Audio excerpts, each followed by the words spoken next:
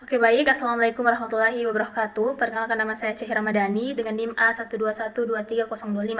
Pada video kali ini saya akan menjelaskan secara singkat mengenai keseluruhan dari materi profesi kependidikan selama satu semester.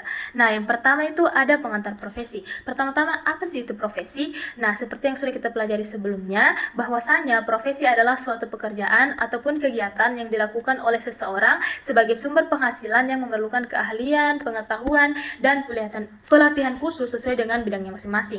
Nah, selanjutnya yaitu istilah profesi, profesional, profesionalisme, dan profesionalitas. Nah, pertama yaitu profesi. Profesi adalah pekerjaan yang memerlukan keahlian khusus. Profesional yaitu orang yang menjalankan pekerjaan dengan keahlian dan standar yang tinggi.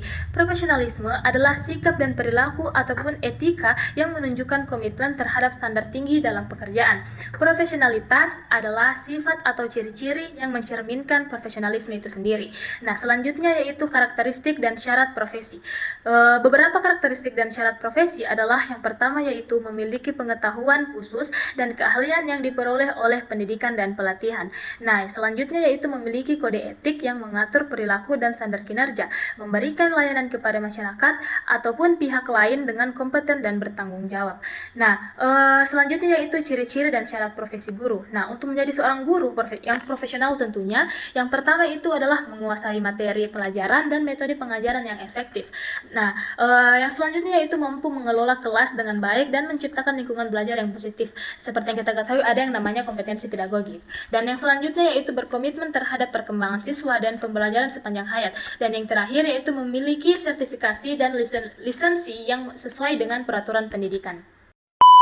Oke, baik. Sekarang kita masuk di materi kedua, yaitu mengenai profesi guru. Nah, yang pertama ada sejarah singkat profesi guru di Indonesia. Nah, di sini ada 4 masa. Yang pertama ada masa penjajahan, di mana pendidikan formal masih sangatlah terbatas, dan kemudian ada masa kemerdekaan, pasca kemerdekaan 1945, yang mana pendidikan itu sudah mulai menjadi prioritas. Nah, kemudian ada masa era Orde Baru. Nah, di mana program wajib belajar itu sudah mulai diperkenalkan. Nah, kemudian ada yang namanya masa era reformasi dan modern, di mana pendidikan sudah mulai berkembang dan juga terus berkembang dengan inovasi dan pembaruan.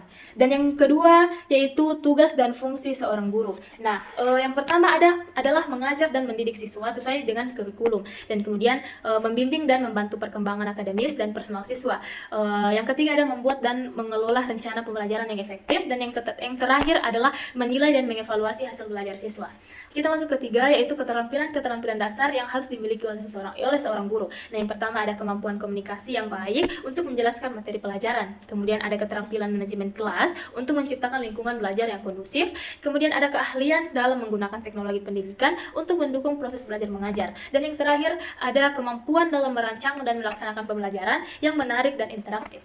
Yang keempat yaitu kompetensi yang harus dimiliki oleh guru profesional. Yang pertama yaitu penguasaan materi pelajaran dan metode pengajaran yang efektif. Kemampuan untuk terus mengembangkan diri dan mengikuti perkembangan terbaru di dunia pendidikan. Yang ketiga ada etika profesi dan komitmen terhadap kode etik guru. Dan yang terakhir ada keterampilan dalam bekerja sama dengan kolega, orang tua, dan masyarakat untuk mendukung pendidikan siswa. Nah, sekarang kita masuk di materi ketiga, yaitu mengenai komponen-komponen dalam sistem pendidikan guru profesional. Satu, komponen-komponen dalam sistem pendidikan di Indonesia. Nah, ada beberapa komponen. Yang pertama yaitu pemerintah adalah penyelenggara pendidikan dan pengatur kebijakan. Nah, yang kedua yaitu sekolah, yaitu tempat proses belajar mengajar berlangsung. Dan kemudian ada guru, yaitu pelaksana pembelajaran dan pendidikan siswa. Dan kemudian ada siswa, yaitu penerima pembelajaran dan peserta didik. Dan terakhir adalah kurikulum, yaitu program pembelajaran yang harus diikuti oleh siswa. Dan yang kedua yaitu mengenai komponen-komponen dalam sistem pendidikan profesi guru. Nah, yang pertama ada lembaga pendidikan guru, yaitu tempat calon guru mendapatkan pendidikan dan pelatihan. Dan kedua ada pelatihan dan pengembangan, yaitu program untuk meningkatkan kompetensi dan profesionalisme guru. Dan yang terakhir ada sertifikasi guru, yaitu proses untuk memastikan bahwa guru memenuhi standar profesional yang ditetapkan. Oke, lanjut materi selanjutnya yaitu mengenai model-model pre-service pendidikan profesi guru. Nah, yang pertama ada model konkuren pre-service pendidikan guru, yang mana model ini menggabungkan pelatihan akademik dan pelatihan profesional secara bersamaan. Nah, seperti halnya saya itu berada di model konkuren, yang mana di satu sisi saya belajar bagaimana cara menjadi seorang guru yang baik, dan juga di satu sisi saya belajar hal yang lain yang tidak ada kaitannya dengan profesi guru. Nah, itu yang namanya model konkuren. Nah, kemudian ada nomor 2 yaitu membedakan model konkuren dan konsekutif pre-service pendidikan guru. Nah, model konkuren yaitu seperti yang sudah saya jelaskan tadi, bahwasanya itu kita tidak hanya fokus di satu titik, tetapi juga melakukan pelatihan secara bersamaan. Sedangkan model konsekutif itu adalah pelatihan akademiknya itu dilakukan terlebih dahulu, kemudian dilanjutkan dengan pelatihan profesional. Seperti halnya sambil contoh kayak jurusan FMIPA, di mana mereka itu yang awalnya itu mereka fokus di menjadi ini dan kemudian fokus di ini, tidak ada yang dilakukan secara bersamaan. Itulah bedanya konsekutif dan juga konkuren.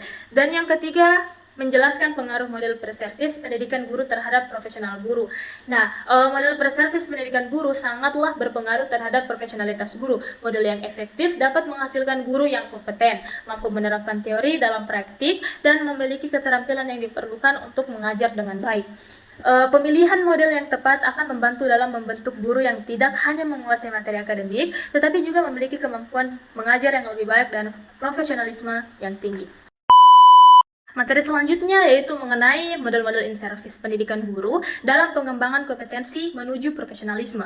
Yang pertama ada makna in-service training dan upgrading. Nah, in-service training adalah pelatihan yang diadakan untuk guru-guru yang sudah aktif mengajar, yang mana mereka bisa meningkatkan kemampuan mereka seperti kemampuan pedagogik atau kompetensi pedagogik dan lain sebagainya.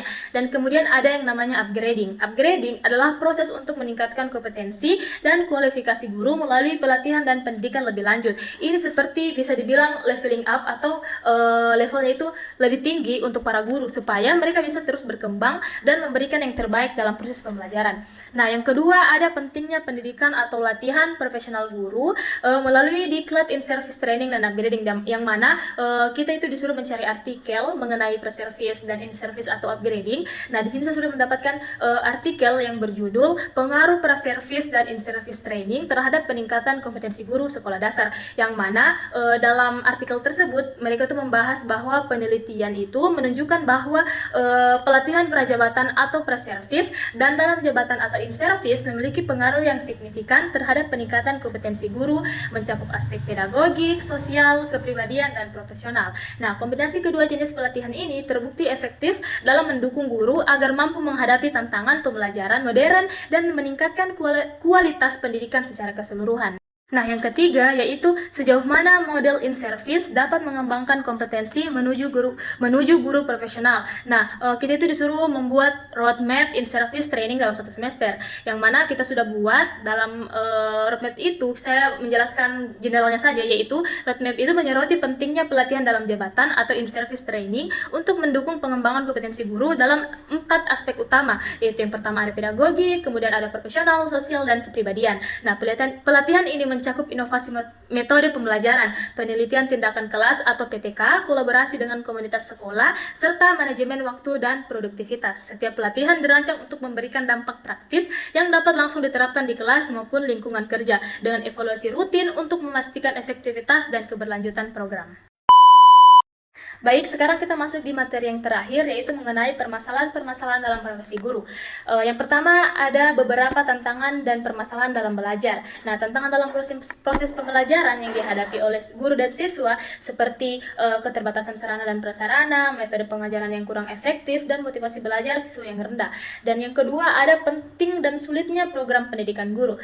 Nah, menyoroti pentingnya program pendidikan bagi calon guru, namun juga mengakui kesulitan yang dihadapi dalam pelaksanaannya, seperti kualitas kurikulum, fasilitas pendidikan, dan pelatihan yang memadai. Dan yang ketiga ada konseptualisasi ilmu pengetahuan untuk pembelajaran, menguraikan bagaimana ilmu pengetahuan diintegrasikan dan dikonseptualisasikan dalam proses pembelajaran untuk menghasilkan pembelajaran yang efektif dan bermakna. Dan yang keempat ada sistem penilaian dalam program pendidikan guru.